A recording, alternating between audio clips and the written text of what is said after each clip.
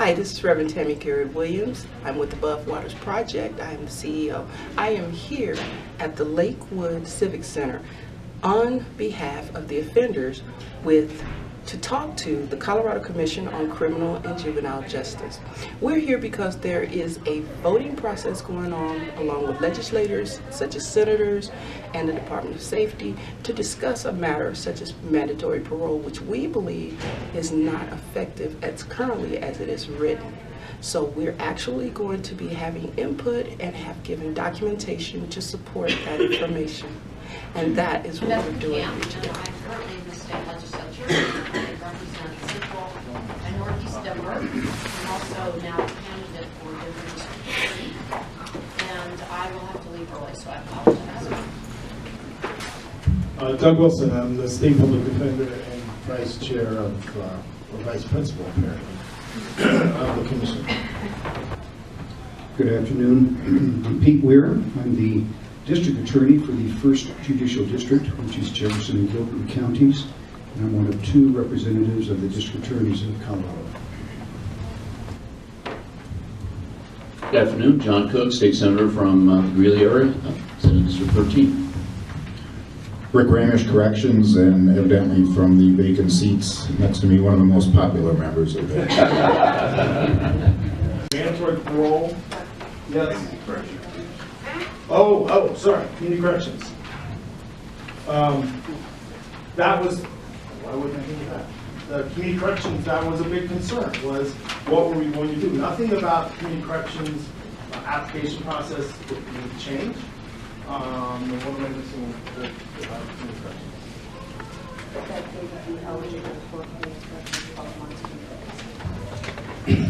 Community corrections eligibility 12 months before release date.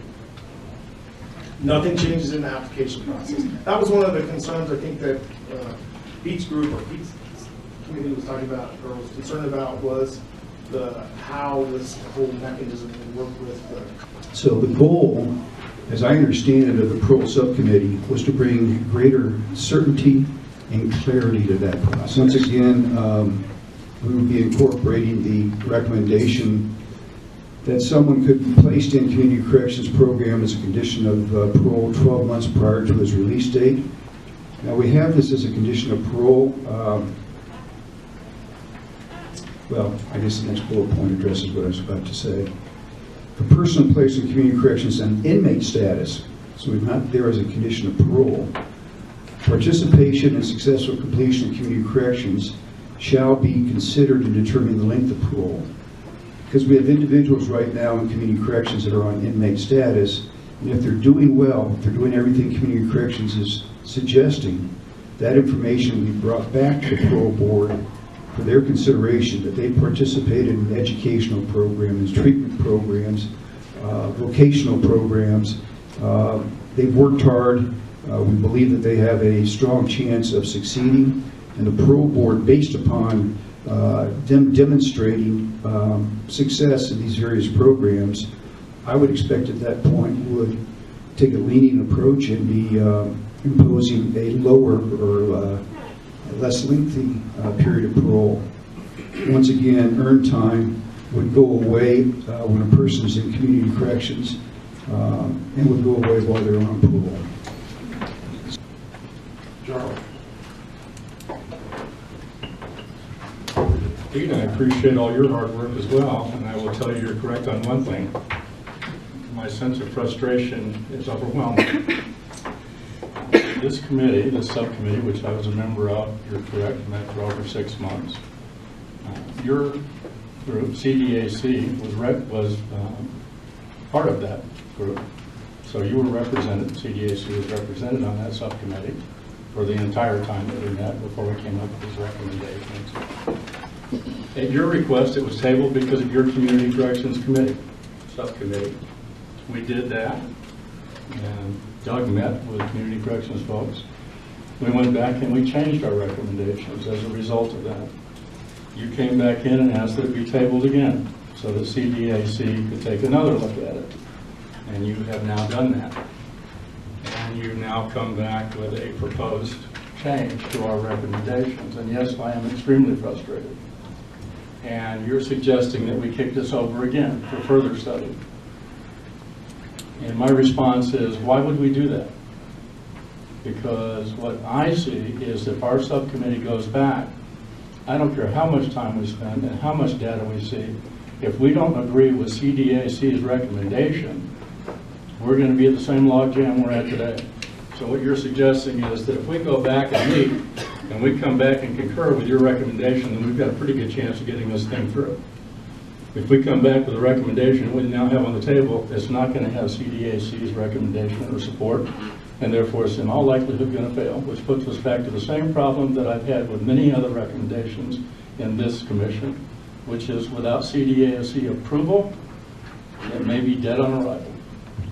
Said that this plan includes incentives.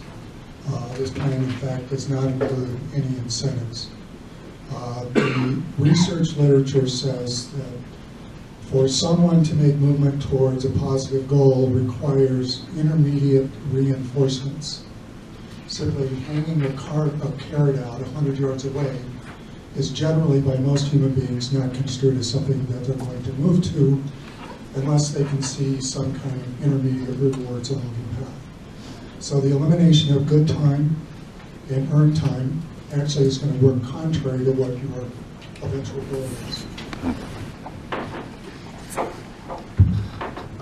First of all, I'd like to just simply repeat what a number have said, which is I appreciate the hard work of the committee that's worked months on this, but also understand my own personal belief of the purpose of committees, which is to do a heck of a lot of work on some very tough subjects and then bring it before this committee for us to decide whether or not we accept the recommendations. And the point being is that those of you that were on the committee when I first got here, there were several recommendations that came out affecting corrections that I was against.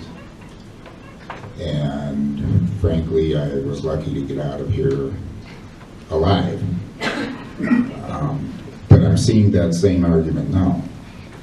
And I accept the great work of the committee, and let me tell you my feelings on it, which is, one is that when I hear statements like, do we want to lower the recidivism rate just to lower the recidivism rate, or do we want to do it for safety purposes? That's when the red flag goes up in front of my face. The fact of the matter is, if this committee wants to lower recidivism rates, I can do that. I can order my people to lower our recidivism rate numbers by 30%. Will it be done safely? No, of course not. So the fact of the matter is, let me put some data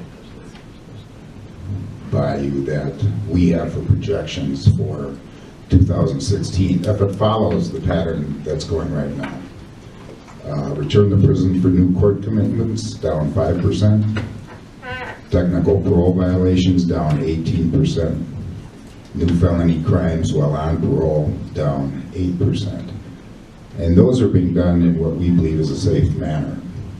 The point being is that public safety is our primary purpose. Anything that I see that takes away incentives for whether it be parolees or inmates to do better, I'm against.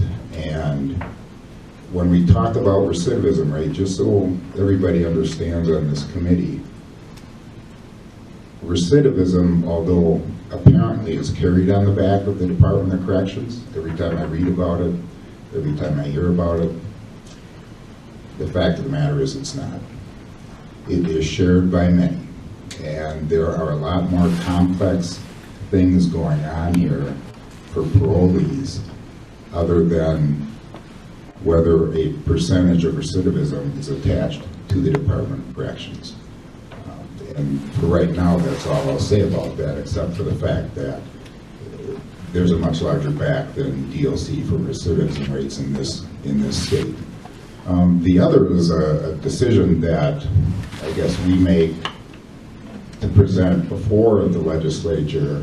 Do we want to punish? Or do we want to prevent? Or do we want to repair? Do we want to dissuade, or do we want to do it all? Because a good number of items that is in the district attorney's proposal is punishment.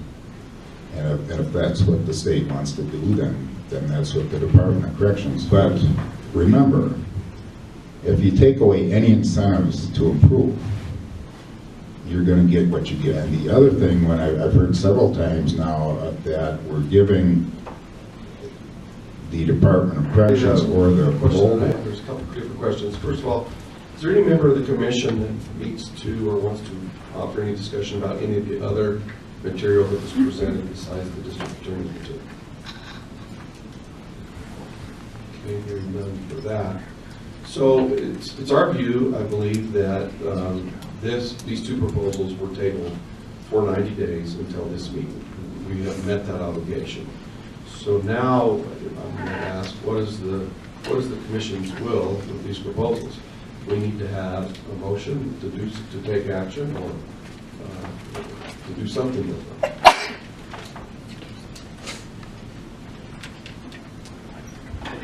Well, I will move MP2 and MP3. Second. So it's been moved and seconded that we vote on MP2 and MP3 as they're written. Well, I don't think they're presented as package. That was a discussion we had in the task force as well, that they would not be a package. Okay, so I believe that would be a modification of the motion that they be presented separately. Yes. First number 2 and then number 3. I move MP2. Excuse me, from Above Waters Project, are you stating that you're not going to be able to listen to what we have presented to you in a packet? Do not mean any disrespect to your committee, but I think it is very important that you pay attention to what's in that packet, because that is also coming from another aspect, the offender.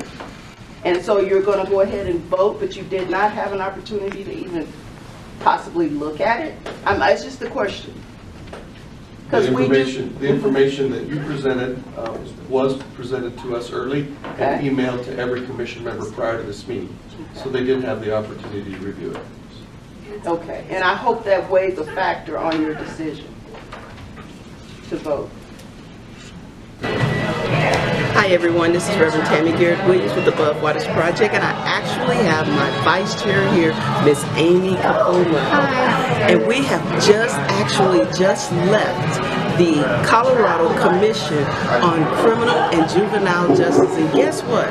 The proposal that was presented, proposal 2 and 3, did not pass, and we are so excited about that for the simple fact that I understand what the offenders may go through in 2018, but because this didn't pass, it's not going to happen currently. So I just say back to the drawing board. Can you tell me, I really sensed and had a great feeling once I walked out of there knowing that this did not pass. These people do not deserve to sit longer in prison. They do deserve to have rewards upon completion and while going through the process of parole or prison. Right. I mean, I think everyone agreed that parole needed to be shortened. Unfortunately, there was another element to these proposals that basically made mandatory time served part of these proposals, as well as taking away incentives for good behavior, earned time, good time, and as well as relying heavily on community corrections as part of this new structure. And we saw a lot of problems with these proposals, and so while our proposal wasn't heard, they did send it out. We were disappointed we didn't get any talk time, but we were also, I think, happy that it seemed that a lot more people were speaking out against some of the more punishment-focused proposals presented by the DA's office. And so overall, it was good that these proposals, MP2 and 3, didn't pass, and that people hopefully will still be going back to the drawing board, like you said, and hopefully, because they did have our proposal, that maybe some of our ideas will be something that they find useful in terms of drafting something else. You know, what I found was exciting. We had some allies there from Victims for Justice, as well as voices of victims and advocates for change. These allies was there, and they were glad that we thought that our presentation was not presented. And so I spoke out on that. I wanted to know exactly what was happening before they made this vote, if our proposal was actually brought up. And guess what? They said it was emailed and everyone had a chance to look at it. So I think we had some type of influence on their decision today. So, but we had allies there. We did a great presentation for Above Waters Project. But on the next adventure with the Above Waters Project, I hope that I see you there, and I hope that you continue to follow us. Take care.